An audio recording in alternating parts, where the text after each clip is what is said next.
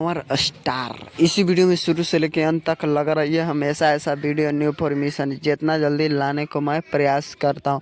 Power star जब भी कोई गाना गाते हैं तो भोजपुरी इंडस्ट्री में धमाल और बवाल मचा के रख देते हैं। पावर स्टार पवन सिंह ऐसे नहीं लोग बोलते। पवन सिंह में पावर है और तबे पावर स्टार पवन सिंह बोलते हैं। पावर स्टार पवन सिंह के गाना है, जिस गाना के नाम है धनिया में पनिया एक गाना तो भोजपुरी इंडस्ट्री में धमाल और बवाल भोजपुरी इंडस्ट्री में मचा रहा है। बात करें कि इस गाने को जो पावर स्टार पवन सिंह गाए, इस गाने को लिखे, इस गाने का संगीत दे प्रियांशु सिन्हा। प्रियांशु सिंह जब संगीत देते हैं तो भोजपुरी इंडस्ट्री में धमाल और बवाल मचा के रख देते हैं। इस गाने को गाए पावर स्टार पवन सिंह।